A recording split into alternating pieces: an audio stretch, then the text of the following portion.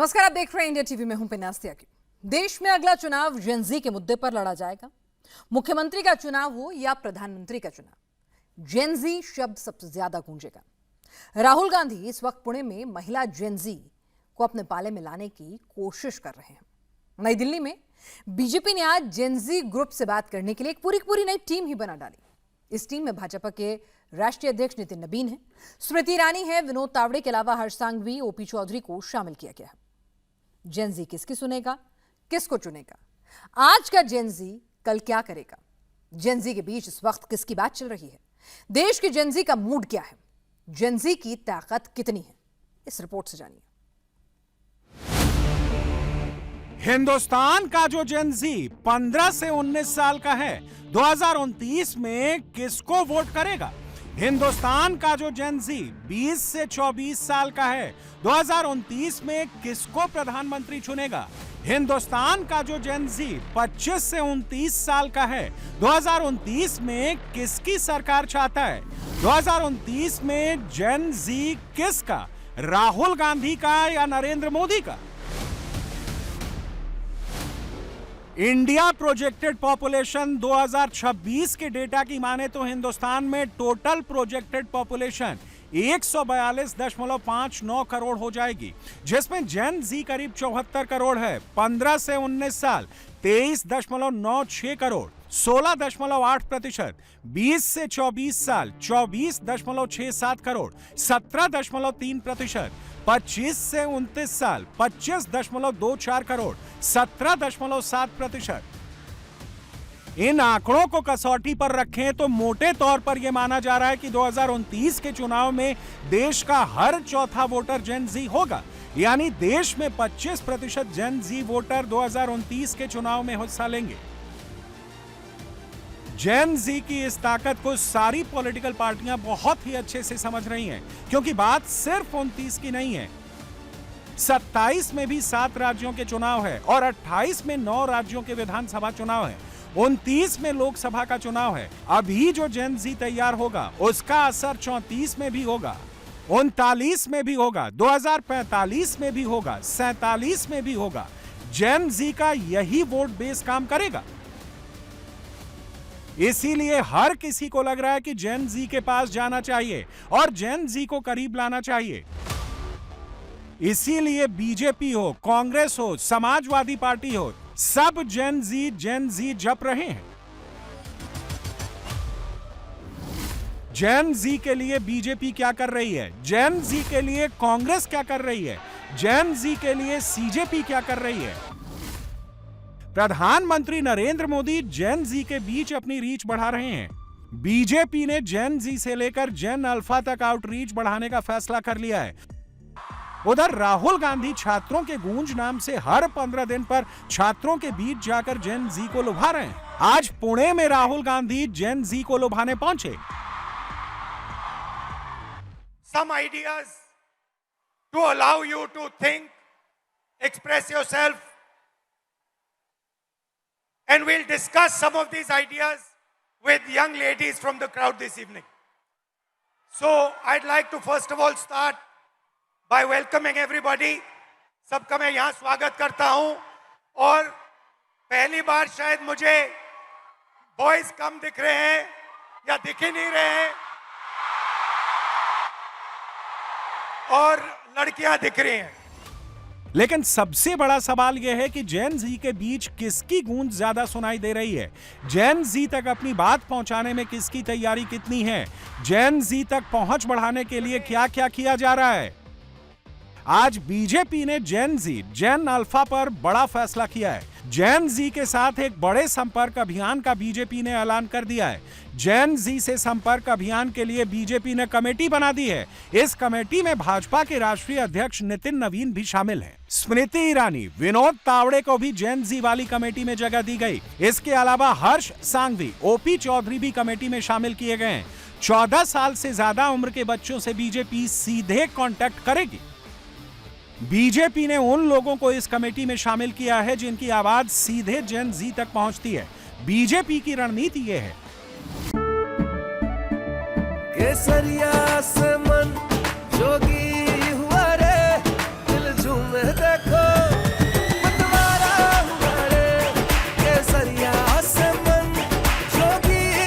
हर पल मनाओ केसरी त्योहार। विमल, बोलो जुबान केसरी। कि 14 साल के जेन जी तक पहुंच बढ़ानी है, क्योंकि इस उम्र के लड़कों की समझ अविकसित होती है। आसानी से वो झूठे प्रोपेगेंडा से प्रभावित हो जाते हैं। बीजेपी इनके साथ आउटरीच बढ़ाकर राइट डायरेक्शन में लाने की कोशिश करेगी। सोशल मीडिया पर चल रही झूठी खबरों की सच्चाई बताई जाए। वन वे ट्रैफिक नहीं होगा, बच्चों की सुनी जाएगी। जेन जी के सवालों और चिंताओं का समाधान होगा। जेन जी तक पहुंचने के लिए नेशन प्राइड प्रायोरिटी होगी। तकनीक और सोशल मीडिया के इस दौर में 14 वर्ष की उम्र आते आते बच्चों को बहुत सारा कंटेंट मिलने लगा है और इसके आधार पर अपनी वो एक धारणा बनाने लगे हैं, एक समझ विकसित करने लगे हैं।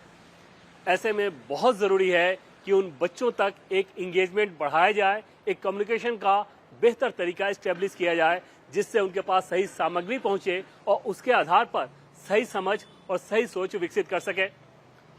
हाल के दिनों में जंतर मंतर के प्रदर्शन ने इस सोच को और ज्यादा विकसित किया है कि अब किशोरों से ज्यादा इंगेजमेंट की जरूरत है। इसी सोच के तहत बीजेपी एक आउटरीच कार्यक्रम शुरू करने जा रही है। यह कार्यक्रम तकरीबन 14 साल से अधिक उम्र के बच्चों के लिए होगा और उनके साथ एक इंगेजमेंट बढ़ाया जाएगा। कहीं से भी एक राजनीतिक सोच वाला कार्यक्रम नहीं होगा, बल्कि सामाजिक, आर्थिक, सांस्कृतिक इस तरह के जो भी पहलू हैं उनके मार्फत एक इंगेजमेंट करने की कोशिश की जाएगी, ताकि छात्रों को सिर्फ समझाएं नहीं बल्कि उनसे समझे भी कि आखिर वो क्या चाहते हैं, क्या सोचते हैं, जिसके तहत उनकी सोच को सकारात्मक दिशा में आगे बढ़ाया जा सके। बीजेपी अच्छी तरह जानती है कि जेन जी, जेन अल्फा को साथ लाने में नेशन प्राइड मैग्नेट का काम कर सकता है। इसीलिए जब वंदे मातरम को लेकर कांग्रेस वर्किंग कमेटी ने वंदे मातरम पर 2 स्टैंजा गाने का फैसला लिया तो बीजेपी ने बड़ा मुद्दा बना दिया। भारतीय जनता पार्टी ने आज 22 अगस्त 2026 को वंदे मातरम के सम्मान और उसकी ऐतिहासिक विरासत की रक्षा के संबंध में एक प्रस्ताव पारित किया और साफ साफ कह दिया कि वंदे मातरम से कोई समझौता नहीं होगा।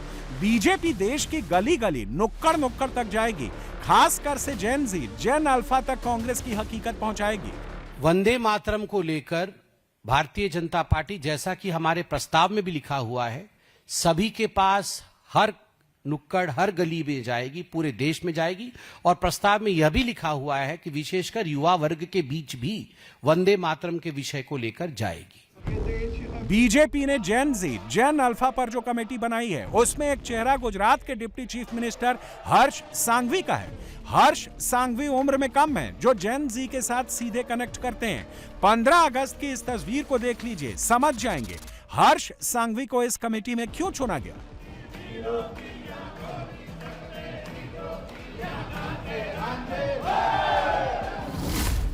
जेन जी, जेन अल्फा को पास लाने के लिए बीजेपी हर्ष सांघवी जैसे लीडर्स को आगे कर रही है। इसी तरह स्मृति ईरानी भी जेन जी के बीच पॉपुलर हैं और जब जेन जी के बीच में जाएंगे तो आसानी से अपनी बात पहुंचाएंगी, क्योंकि बात सिर्फ 27, 28, 29 की नहीं। बीजेपी चाहती है कि जेन जी वोट बेस इतना मजबूत तैयार हो जाए जिसका फायदा 34 से लेकर 2047 तक बीजेपी को हो। सिर्फ बीजेपी ही नहीं, राहुल गांधी भी जेन जी को करीब लाने के लिए नए नए प्रयोग कर रहे हैं। छात्रों की गूंज कार्यक्रम भी राहुल गांधी के इसी प्रयोग का हिस्सा है। पुणे में आज राहुल गांधी ने छात्रों की गूंज कार्यक्रम में नया प्रयोग किया। पुणे में पहली बार केवल जेन जी छात्राओं के लिए छात्रों की गूंज कार्यक्रम आयोजित किया। जेन जी गर्ल्स को अपनी चिंताओं, आकांक्षाओं और मांगों को खुलकर सामने रखने का प्लेटफॉर्म दिया। इससे पहले राहुल गांधी ने कोटा, देहरादून, प्रयागराज में छात्रों की गूंज में लड़के लड़कियों को शामिल किया था, लेकिन इस बार राहुल गांधी जेन जी गर्ल्स को मैसेजिंग करना चाहते हैं।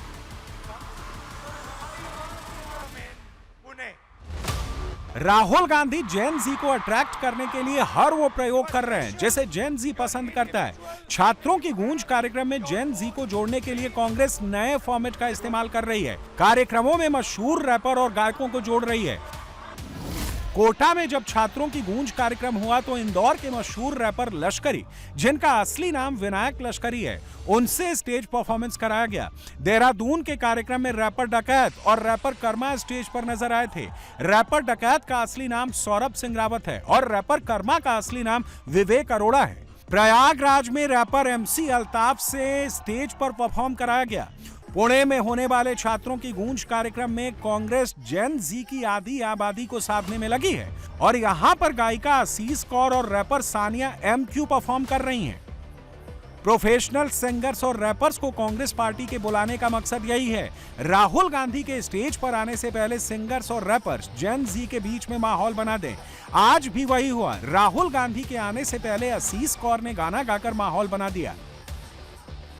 पूना के AISSM मेस ग्राउंड में इस समय चल रहा है कांग्रेस पार्टी का छात्रों की गूंज कार्यक्रम और इस कार्यक्रम की खास बात यह है कि ये सिर्फ छात्राओं के लिए, महिला जो स्टूडेंट्स हैं उनके लिए, उनको केटर करता हुआ ये कांग्रेस पार्टी का कार्यक्रम है। ये चौथा छात्रों की गूंज कार्यक्रम है जिसका आयोजन महाराष्ट्र के पुणे में कांग्रेस पार्टी की तरफ से किया गया है और एक अनोखे तरह से यहाँ पर स्टेज पर परफॉर्मेंस हमें देखने को मिल रही है। पहला छात्रों की गूंज कार्यक्रम जो है वो कोटा में हुआ था, फिर उसके बाद देहरादून और प्रयागराज में छात्रों की गूंज कार्यक्रम हुए और अब ये छात्रों की गूंज कार्यक्रम यहाँ पर छात्राएं ही छात्राएं हैं।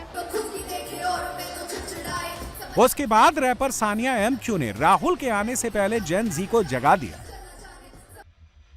इससे होता क्या है, जेन जी को जो पसंद है वो मिलता है। उसको लगता है कि ये नेता या लीडर उसको समझ रहा है, इसीलिए आसानी से उसकी बात भी समझ लेता है। कांग्रेस पार्टी वो पार्टी है जिन्होंने इस देश को इंदिरा जी के रूप में पहली महिला पंतप्रधान प्राइम मिनिस्टर दी। कांग्रेस पार्टी न केवल एक मुखौटा जो बीजेपी दिखा रही है, उन्होंने महिलाओं के ऊपर सबसे बड़ा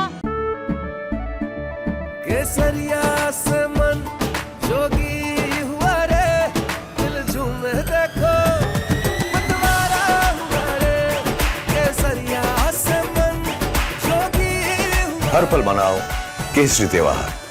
विमल, बोलो जुबान केसरी। अपमान किया महिला बिल डिलिमिटेशन से लिंक करके, ये महिलाओं का अपमान था, ये महिलाओं का इंसल्ट था और भाजपा की जो मेंटालिटी है वो बहुत विकृत है, तुच्छ है महिलाओं के प्रति, क्योंकि जब जब वो डरते हैं वो महिलाओं पे अत्याचार करते हैं, जो हमें पूना के एक हॉस्टल में कल रात को दिखाई दिया। जब मोदी जी डरते हैं, जब फडणवीस इस महाराष्ट्र के गृह मंत्री है absolutely unsuccessful in his work, वो डर गए हैं क्योंकि रिस्पांस बढ़ रहा है और इसीलिए उनके पैरों की नीचे की जमीन खिसक रही है। बीजेपी राहुल जी को डरती है, ये तो अब पूरे देश को पता है।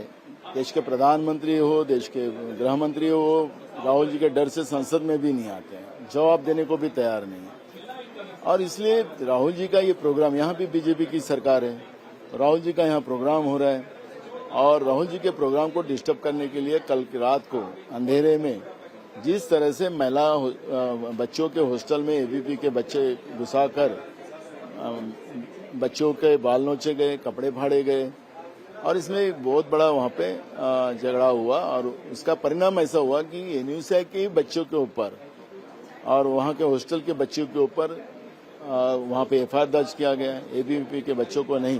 तो इसका मतलब है कि जानबूझकर इस राहुल जी के प्रोग्राम को डिस्टर्ब करने के लिए ये कोशिश की गई है। कांग्रेस नेता बीजेपी पर आरोप लगा रहे हैं कि पुणे में जेन जी की भीड़ से बीजेपी घबरा रही है, लेकिन मुख्यमंत्री देवेंद्र फडणवीस कह रहे हैं कि इवेंट मैनेजमेंट कर रहे हैं। कोई जेन जी नहीं आ रहा है, कांग्रेस पैसे देकर बुला रही है। राहुल गांधी इनका कार्यक्रम ये मात्र एक इवेंट है। एक इवेंट मैनेजमेंट कंपनी को ये काम दिया गया है। आने वाली जो छात्राएं हैं वो केवल कांग्रेस के जो कॉलेजेस है, जिस कॉलेजेस का मैनेजमेंट कांग्रेस के नेताओं के पास है, वहीं से छात्राएं आए, इस प्रकार से उन्होंने कहा है। और आज तो उनकी पोल खुल गई जिस समय ये ध्यान में आया कि किस प्रकार से इन्फ्लुएंसर्स को पैसे दे रहे, 30-30 हजार रुपए दे रहे और उनको ये कह रहे कि आप आइए और केवल पॉजिटिव दिखाइए, निगेटिव कुछ मत दिखाइए। और साथ साथ इतना ही नहीं, तो ऐसे भी अब मैसेजेस सामने आए हैं कि यहाँ पर बस रखी हुई है, इतने पैसे देंगे, आप 4 बजे से 10 बजे तक वहाँ आइए। ये एक इवेंट है, इस इवेंट को मैनेज करना चाहते हैं। ये छात्रों की गूंज नहीं है, ये राहुल गांधी का रीलॉन्च है। आखिर सभी जेन जी के पीछे क्यों भागे जा रहे हैं? क्यों लग रहा है कि जेन जी ही फ्यूचर का तारणहार है?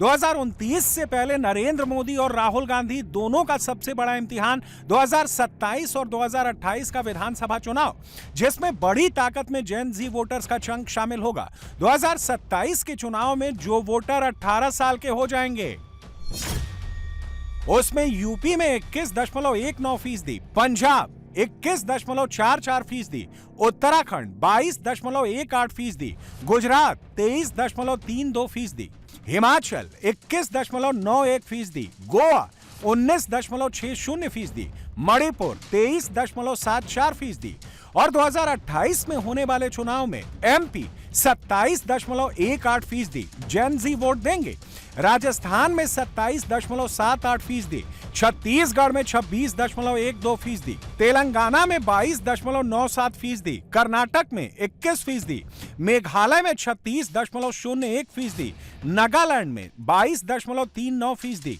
त्रिपुरा में 24.13%, मिजोरम में 31.19%।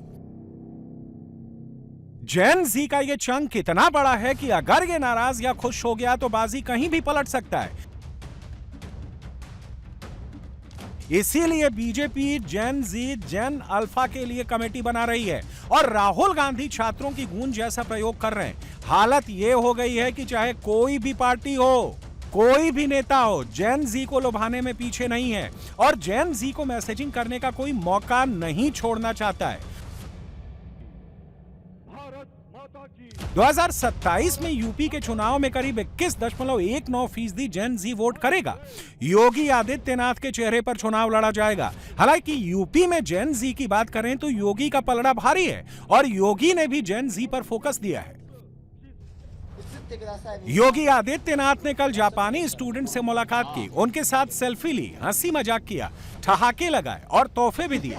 लखनऊ में dialogue with the future programme का आयोजन हुआ था। इस कार्यक्रम में यामानाशी के गवर्नर कोटारो नागासाकी शामिल हुए। उनके साथ जापान के 13 स्टूडेंट भी योगी से मिलने पहुंचे थे।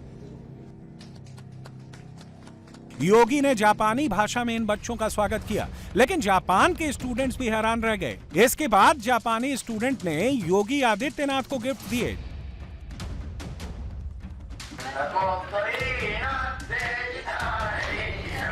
जापानी भाषा में गाना भी सुनाया।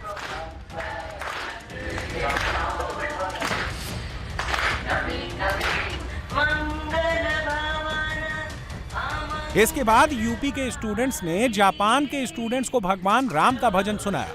कौशल्या, दशरथ और नंदन गीत सुनकर जापान के छात्रों ने तालियां बजाई।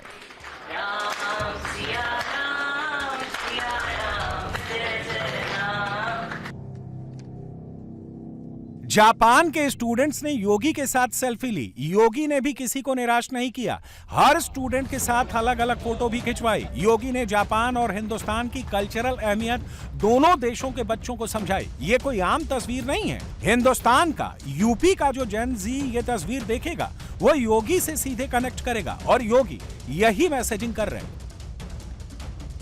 जेन जी को लेकर बीजेपी कमेटी क्यों बना रही है? क्यों कमेटी में इस बात पर सबसे ज्यादा फोकस किया गया है कि बच्चों को सही बात सही तरीके से समझाई जाए। जो बच्चे सोशल मीडिया के जरिए गलत नैरेटिव बना लेते हैं, उन तक सच्चाई पहुंचाई जाए।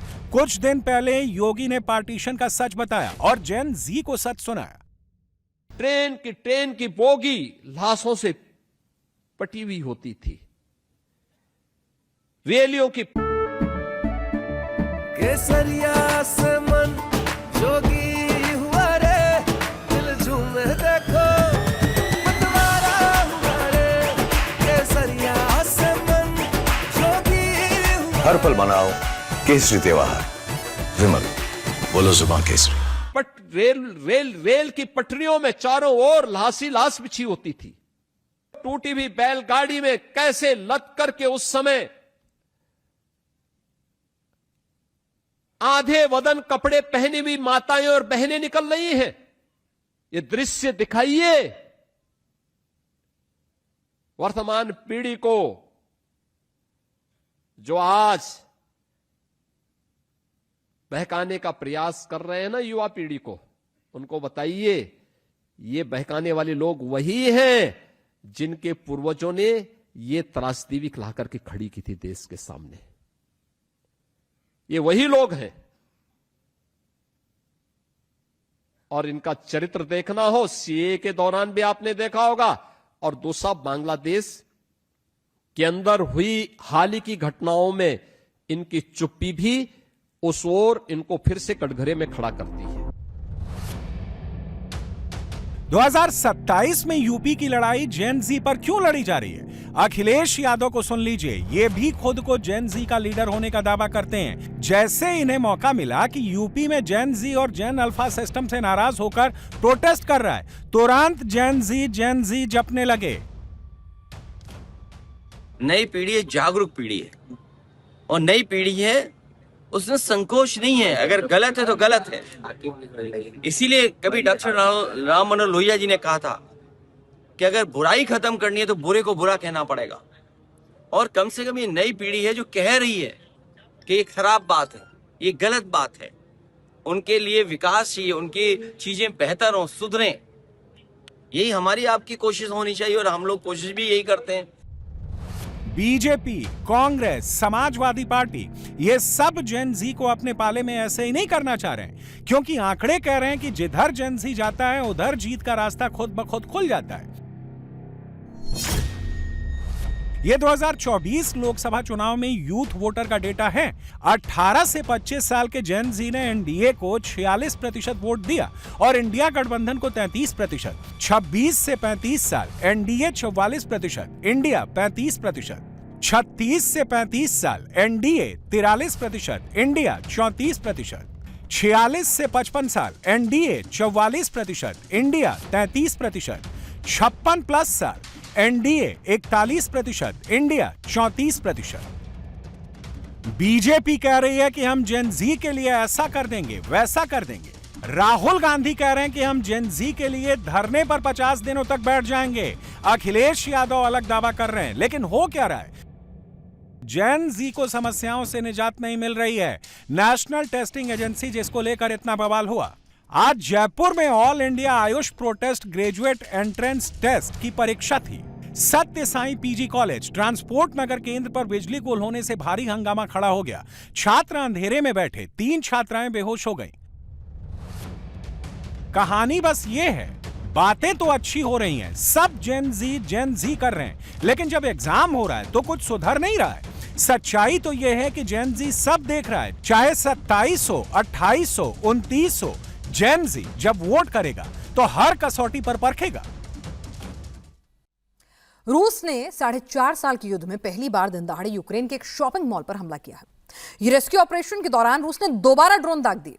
जेलेंस्की ने होम टाउन पर हमले का बदला लेने की बात कह डाली है। यूक्रेन ने रूस की सबसे बड़ी रिफाइनरी पर हमला बोल दिया है। जेलेंस्की ने रूस के अमेजन कहे जाने वाले ओजोन सप्लाई चेन पर भी एक बड़ा अटैक किया है। कीव में किम जोंग उन ने मिसाइल दाग दी है। गैस, बिजली के बाद पानी सप्लाई भी ठप पड़ गया है। जेलेंस्की को जर्मनी और ब्रिटेन ने भारी संख्या में ड्रोन देने का इस बीच फैसला लिया है। इजराइल, तुर्की की सेनाएं भी आमने सामने आ गई हैं। बड़े बड़े टैंक अब सड़कों पर चल रहे हैं। आसमान में फाइटर जेट की दहाड़ सुनाई दे रही है। मिडिल ईस्ट में सीरिया जंग का नया मैदान बन रहा है। इजराइल तुर्की में युद्ध हुआ तो कौन जीतेगा, किसमें कितना दम है, तो युद्ध को लेकर एक एक डिटेल आपको इस रिपोर्ट में दिखाएंगे। मिडिल ईस्ट में नए युद्ध का आगाज। तुर्की ने टैंक रवाना किए, सेना भेजी।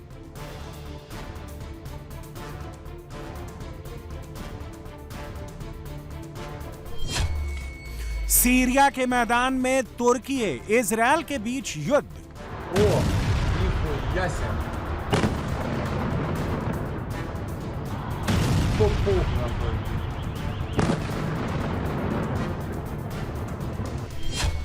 यूक्रेन के शॉपिंग मॉल में दिन दहाड़े बमबारी।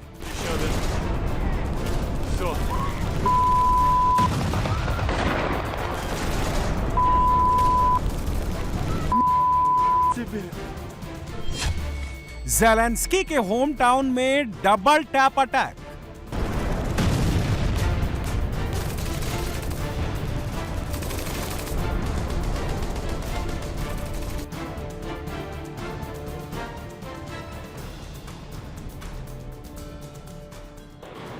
महायुद्ध का बैटल ग्राउंड अब सीरिया बन रहा है। तुर्की ने आर्मी की बटालियन सीरिया पहुंचा दी है।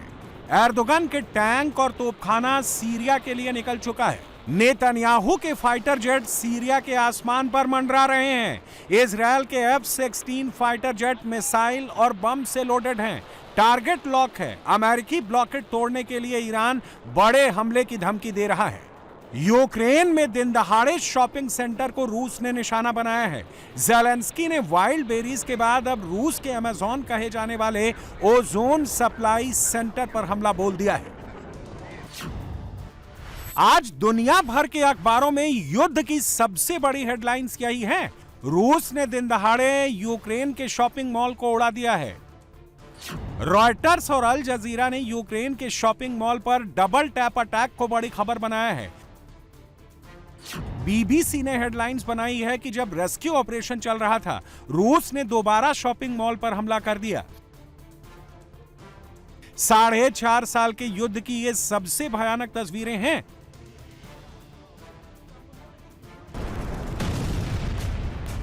रूस ने शॉपिंग मॉल पर दिन दहाड़े बमबारी की है। ज़ेलेंस्की के होम टाउन क्रीवी रीह में शॉपिंग मॉल को उस वक्त निशाना बनाया गया है जब वहां लोग शॉपिंग कर रहे थे।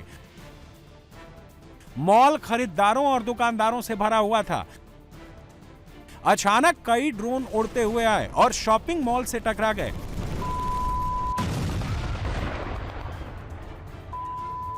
धमाके के साथ मॉल की छत उड़ी और आग के शोले उठने लगे। रूसी ड्रोन अटैक की एक और क्लियर पिक्चर देखिए। रूस का गेरान 4 ड्रोन तूफानी रफ्तार से उड़ता हुआ आता है और मॉल से टकरा जाता है। यूक्रेन का कोई एंटी ड्रोन सिस्टम उसे रोक नहीं पाता। ज़ेलेंस्की ने 15 दिन पहले काला सागर के तट पर बसे पुतिन के महल गेलेंडज़िक पर ड्रोन अटैक कराया था। तभी पुतिन ने सूद सहित वापस करने का प्रण ले लिया था। ज़ेलेंस्की के ग्रे जिले में दिन दहाड़े शॉपिंग मॉल उड़ाकर पुतिन ने संदेश दिया है, अगर यूक्रेन निजी और सार्वजनिक संपत्तियों पर हमले करेगा तो रूस ज़ेलेंस्की को उसी अंदाज में जवाब देगा। ज़ेलेंस्की ने पुतिन के महल पर अटैक उस वक्त कराया था जब काला सागर के बीच पर सैलानी मौजूद थे। समंदर किनारे फैमिली के साथ वीकेंड मना रहे थे।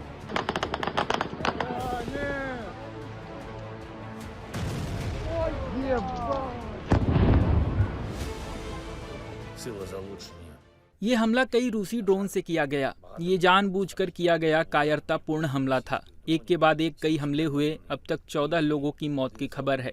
मैं उनके परिवारों और चाहने वालों के प्रति संवेदना व्यक्त करता हूं। 100 से ज़्यादा लोग घायल हुए हैं। हमें पता है कि उनमें से 11 बच्चे हैं।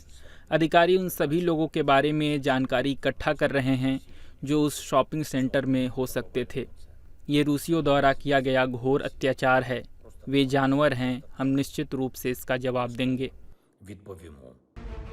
मॉल में जैसे ही धमाके हुए, स्थानीय राहत और बचाव टीमें फौरन मौके पर पहुंची। घायलों और बर्न इंजरी वाले लोगों को मेडिक्स टीमों ने मौके पर ही ट्रीटमेंट देना शुरू किया। अभी घायलों की मरहम पट्टी चल ही रही थी कि मॉल पर रूस ने ड्रोन अटैक की दूसरी वेव लॉन्च कर दी। राहत बचाव कर्मचारियों और मेडिक्स टीमों के मेंबर भी इसी चपेट में आ गए। रूसी ड्रोन अटैक के बाद शॉपिंग मॉल के करीब 9000 स्क्वायर मीटर के हिस्से में आग लग गई। 16 लोगों की मौत हो गई। 130 से ज्यादा घायल हो गए, जिनमें 23 छोटे बच्चे हैं और अपने पेरेंट्स के साथ शॉपिंग मॉल आए थे। रेस्क्यू ऑपरेशन में कई राज्यों की टीमें लगाई गई हैं। ज़ेलेंस्की ने अपने ही शहर का शॉपिंग मॉल उड़ाए जाने के बाद पूरी दुनिया से मदद की गुहार लगाई है। जान बचाने के लिए हमारे पास जरूरी सभी चीजें हो, ये बहुत जरूरी है। ये भी जरूरी है कि दुनिया इस पर चुप न रहे। रूस का ये युद्ध खत्म होना चाहिए और दुनिया को इसमें हमारी मदद करनी चाहिए। जो लोग यूक्रेन के साथ खड़े हैं उनका शुक्रिया। हम उन सभी लोगों का धन्यवाद करते हैं जो इस समय क्रीवी रीह में जमीनी स्तर पर और दूसरे शहरों और समुदायों में लोगों की मदद कर रहे हैं। रूसी आतंक की वजह से जिन लोगों की जान गई है उनकी आत्मा को शांति मिले। रूस का आरोप है कि पब्लिक प्लेस और वेयर हाउसों पर हमले की शुरुआत ज़ेलेंस्की ने की थी। रूस तो सिर्फ सबक सिखाने के लिए पलटवार कर रहा था। कीव समेत कई शहरों में बड़े बड़े वेयर हाउस जहां खाने पीने का सामान स्टोर था, रूस वहां तबाही मचा चुका है। ये तस्वीरें यूक्रेन के एक ऐसे ही वेयर हाउस की हैं जहां हमले और आगजनी के बाद सामान बिखरा पड़ा है। ज़ेलेंस्की के होम टाउन के साथ साथ रूस ने यूक्रेन की राजधानी में भी तबाही मचा दी है। कीव में बैलिस्टिक मिसाइलों से ताबड़तोड़ हमले हो रहे हैं। ज़ेलेंस्की की हालत इतनी पतली हो चुकी है कि वो राजधानी में एक भी बैलिस्टिक मिसाइल नहीं रोक पा रहे हैं।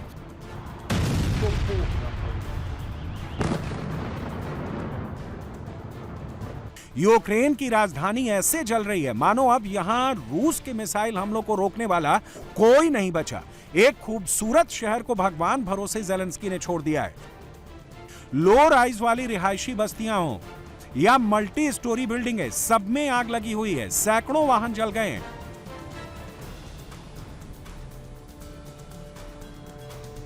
सर्दियों से पहले अगर लोग मकानों की मरम्मत नहीं कर पाए तो ठंड से मारे जाएंगे।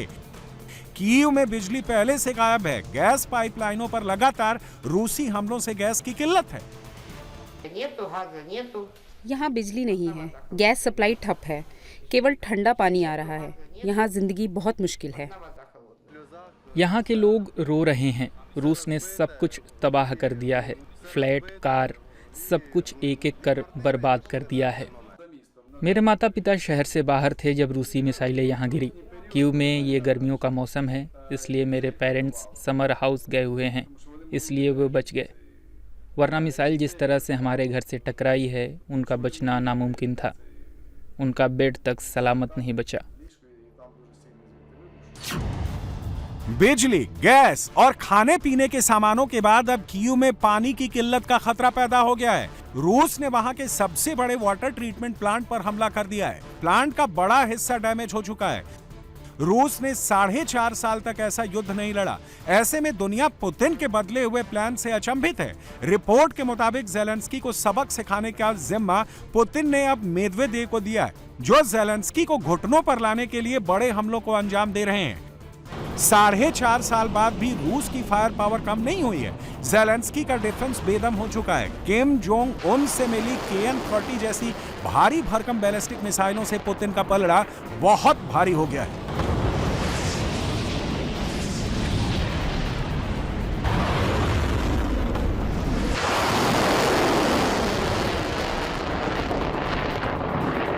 पुतिन ने नॉर्थ कोरिया के तानाशाह किम जोंग उन को S-400 जैसा एडवांस एयर डिफेंस सिस्टम देने का वादा किया है। इसी से खुश होकर किम जोंग उन लगातार रूस को घातक बैलिस्टिक मिसाइलों की सप्लाई दे रहा है। उनके साथ ही मिसाइल लॉन्चर और एक्सपोर्ट भी रूस भेज दिए हैं, जो यूक्रेन पर भारी तबाही मचा रहे हैं। ज़ेलेंस्की को यूरोप और अमेरिका से हथियारों की सप्लाई कमजोर पड़ गई है।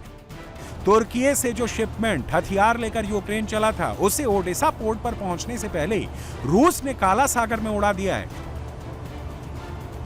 यूरोप के पास कोई एयर डिफेंस सिस्टम नहीं है। वो अमेरिका के पैट्रियट और थार्ड पर डिपेंड है। अमेरिका फिलहाल ऐसी स्थिति में नहीं है कि वो यूक्रेन को पैट्रियट एयर डिफेंस में लगने वाली इंटरसेप्टर मिसाइलें दे सके।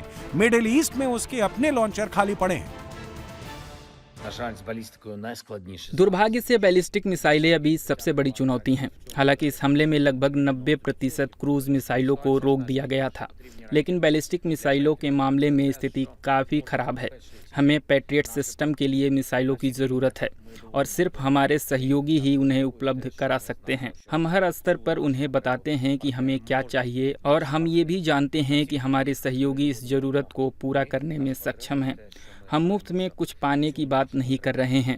यूक्रेन हथियार खरीदने के लिए तैयार है। जरूरी बात यह है कि फैसले लिए जाएं, हमारे सहयोगियों द्वारा सही राजनीतिक फैसले और सबसे पहले अमेरिका द्वारा।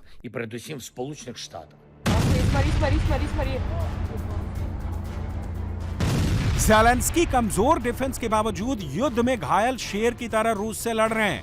मॉस्को से लेकर साइबेरिया तक रूसी रिफाइनरी और मिलिट्री बेस को टारगेट कर रहे हैं। यूक्रेन ने शॉपिंग मॉल अटैक का बदला रूस के ओजोन सेंटर पर ड्रोन हमले से लिया है।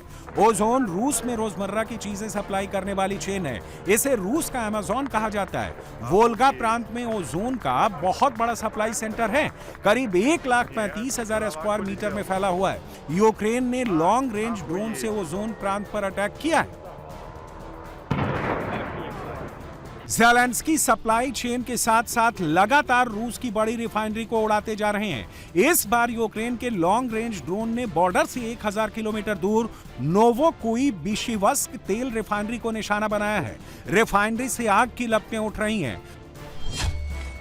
रूस की नोवोकोइबिशिवस्क तेल रिफाइनरी समारा प्रांत में है। इसका संचालन बड़ी रूसी तेल कंपनी रोसनेफ्ट करती है। ये हर साल 8.8 मीट्रिक टन कच्चे तेल को रिफाइन करती है। इस रिफाइनरी में ओरेनबर्ग, पश्चिमी साइबेरिया और समारा में निकाला जाने वाला कच्चा तेल लाकर प्रोसेस किया जाता है। यहाँ 20 तरह के पेट्रोलियम प्रोडक्ट बनाए और दुनिया भर में बेचे जाते हैं, जिसमें हाई ग्रेड डीजल और जेट ईंधन भी शामिल है। रूस की नोवोकोइबिशिवस्क तेल रिफाइनरी रूसी आर्मी की ईंधन और ऊर्जा जरूरतों को पूरा करने में बड़ा रोल निभाती है। यहां बनाया जाने वाला जेट ईंधन रूसी फाइटर प्लेन को सप्लाई होता है। यूक्रेन ने बॉर्डर से 1500 किलोमीटर दूर पुतिन की पाम ऑयल रिफाइनरी पर भी हमला किया है। रिफाइनरी की एक यूनिट में आग लगने से बड़ा नुकसान हुआ है। यूक्रेन एक महीने में रूस की Gazprom refinery, Orsk refinery, Omsk refinery, Ilsky refinery, Yaroslavl refinery, Ryazan refinery और उफा रिफाइनरी पर बड़े अटैक कर चुका है। ज़ेलेंस्की को जर्मनी से 50,000 एडवांस कामिकाज़े ड्रोन मिले हैं। ब्रिटेन से भी बड़ी संख्या में ड्रोन मिले हैं, जिनमें नयान जेट इंजन फिट हैं। यूक्रेन को 2026 के अंत तक ब्रिटेन से 1,50,000 ऐसे ड्रोन मिलने हैं जो रूस में अंदर जाकर हमले कर सकते हैं। तुर्की इजरायल के बीच युद्ध होकर रहेगा।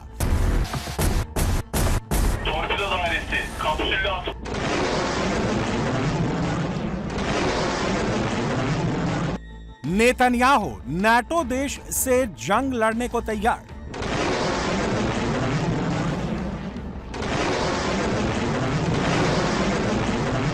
अभी ईरान जंग की आग ठंडी नहीं पड़ी। मिडिल ईस्ट में युद्ध का नया मैदान खुल गया है। तुर्की और इजरायल के बीच जंग सीरिया के मैदान में लड़ी जाएगी।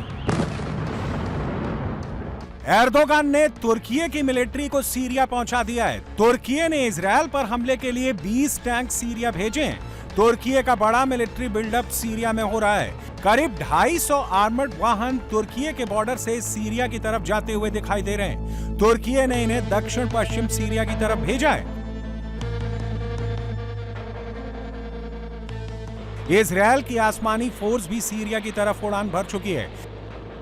इजरायल के नेवाते में एयरबेस से अदीर सीरीज के F-16 फाइटर जेट में उड़ान भरी है। तुर्की के एक एक टैंक पर इजरायली एयरफोर्स की निगाहें हैं। एर्दोगान और नेतन्याहू के बीच डोनाल्ड ट्रंप फंस गए। ट्रंप ने नेतन्याहू को सख्त हिदायत दी है कि वो मिडिल ईस्ट में नया मोर्चा नहीं खोलें। अगर वो ऐसा करते हैं तो ये मौत को दावत देने जैसा है। मगर नेतन्याहू ऐसे नेता हैं जो एक बार युद्ध की सोच लेते हैं तो फिर किसी को सुनते नहीं। एर्दोगान का दावा है कि उन्होंने रीजन में तनाव घटाने के लिए तुर्की की फोर्स को सीरिया भेजा है। वहां अबू अल दुहूर एयरबेस के पास तैनात किया है। सीरिया में अबू अल दुहूर एयरबेस तुर्की के बॉर्डर से सिर्फ 70 किलोमीटर है, जबकि इजरायल के बॉर्डर से 300 किलोमीटर दूर है। यह सीरिया के अलेप्पो शहर के पास है। इसी एयरबेस को इजरायली एयरफोर्स ने 3 दिन पहले भारी बमबारी करके उड़ा दिया था। इजरायल के फाइटर जेट ने 8 बार बमबारी की थी। एयरबेस के रनवे और स्टोरेज फैसिलिटी को तबाह कर दिया। तुर्की का जितना साजो सामान था वो सब तबाह कर दिया था। नेतन्याहू का आरोप है कि सीरिया की अल शरा सरकार की मदद से तुर्की आईसिस के आतंकवादियों को इजरायल के खिलाफ इस्तेमाल करना चाहता है। तुर्की का दावा है कि वो लेबनान में इजरायली हमलों को रोकने और क्षेत्र में तनाव कम करने के लिए सीरिया में फोर्स तैनात कर रहा है। इजरायल का दावा है कि इलाके में अगर उन्हें किसी से खतरा महसूस हुआ तो उस खतरे को वो जड़ से मिटाने तक युद्ध करेंगे। तुर्की भले ही नाटो का मेंबर है, इजरायल को इससे ज्यादा फर्क नहीं पड़ता। वो तुर्की को इस तरह मारेंगे कि नाटो के आर्टिकल 5 का उल्लंघन ना हो। इसका मतलब ये लगाया जा रहा है कि इजरायल तुर्की के मेन लैंड पर अटैक नहीं करेगा। वो सीरिया और दूसरे देशों में मौजूद तुर्की के एसेट और फौज को टारगेट कर सकता है। सीरिया में तुर्की की फौज तैनात होते ही नेतन्याहू ने एर्दोगन पर निजी हमले तेज कर दिए हैं। एर्दोगन को एंटी सेमेटिक डिक्टेटर कहकर उन्हें चैलेंज दिया है। तुर्की ने इंटरपोल से नेतन्याहू के खिलाफ रेड कॉर्नर नोटिस जारी करने को कहा है। एर्दोगन के इस पैतरे से नेतन्याहू और आग बबूला हैं। नेतन्याहू ने तुर्की को घेरने के लिए एक और चाल चल दी है। साइप्रस में 10,000 इजरायली सैनिकों की तैनाती के आदेश दे दिए हैं। अगर एर्दोगन सीरिया के रास्ते इजरायल पर हमला करते हैं तो साइप्रस में मौजूद इजरायली फोर्स तुर्की में घुस जाएगी। अगर इजरायल और तुर्की का युद्ध हुआ तो कौन जीतेगा? ग्लोबल फायर पावर रैंकिंग 2026 में तुर्की दुनिया की 9वीं सबसे ताकतवर सैन्य शक्ति है। इजरायल 15वें स्थान पर है। नेवी और मिलिट्री में तुर्की ताकतवर है। हवाई ताकत में इजरायल सबसे दमदार है। तुर्की के पास 3,55,000 सक्रिय सैनिक हैं। इजरायल के पास 1,70,000 सक्रिय सैनिक हैं। तुर्की के पास 4,25,000 रिजर्व बल हैं। इजरायल के पास 4,65,000 रिजर्व बल हैं। तुर्की के पास F-16 फाइटर जेट और 12 कतार ड्रोन हैं। इजरायल के पास F-35 जैसे स्टेल्थ फाइटर जेट और एडवांस इलेक्ट्रॉनिक वॉरफेयर और खुफिया क्षमता है। तुर्की के पास 3,000 से ज्यादा टैंक और 12 पनडुब्बियां हैं। इजरायल के पास 1,300 मरकाबा टैंक और ट्रॉफी एक्टिव प्रोटेक्शन सिस्टम है। एडवांस डॉल्फिन क्लास पनडुब्बियां हैं। तुर्की के पास रूस का S-400 एयर डिफेंस सिस्टम है। तनाव के बीच रूस ने इसे अपग्रेड नहीं किया है। इजरायल के पास खुद का आयरन डोम और डेविड स्लिंग जैसा एयर डिफेंस सिस्टम है। इजरायल और तुर्की के बीच तनाव का सबसे बड़ा मुद्दा लेबनान है। मुस्लिम देश चाहते हैं कि इजरायल को साउथ लेबनान से हटाया जाए। इजरायल किसी भी कीमत पर साउथ लेबनान में लिटानी नदी तक का इलाका खाली करने को तैयार नहीं है। वो लगातार साउथ लेबनान में एयर स्ट्राइक कर रहा है। ग्राउंड ऑपरेशन में गांव के गांव खाली कराता जा रहा है। मुस्लिम देश बार बार धमकियां दे चुके हैं, मगर इजरायल माना नहीं है, झुका नहीं है। एर्दोगन को इसी में खलीफा बनने का मौका दिख रहा है। अगर वो इजरायल को साउथ लेबनान से पीछे हटा पाते हैं तो मुस्लिम मुल्कों में तुर्की का रुतबा बढ़ जाएगा। सुन्नी नाटो में तुर्की की हैसियत एटमी ताकत वाले पाकिस्तान से ज्यादा हो जाएगी। एक फ्रेमवर्क समझौते पर हस्ताक्षर करने के बावजूद इजरायली दक्षिणी लेबनान में अपने हमले और सैन्य गतिविधियां जारी रखे हुए हैं। इसके अलावा सीरिया और हालिया हमलों के जरिए वह उस देश की क्षेत्रीय अखंडता, संप्रभुता और एकता को निशाना बना रहा है। ऐसी धारणा बिल्कुल नहीं बनने देनी चाहिए कि पड़ोसी देशों के खिलाफ इजरायल की सैन्य कार्रवाई सामान्य और स्वीकार्य है। इस क्षेत्र का भविष्य सुरक्षा की ऐसी अवधारणा पर आधारित होना चाहिए जो एक तरफा बल प्रयोग पर नहीं बल्कि अंतर्राष्ट्रीय कानूनों और देश की संप्रभुता व क्षेत्रीय अखंडता के सम्मान पर टिकी हो। Playing a role or playing it real, I always lead. The new Brezza, now with Turbo Booster Jet, lead every play.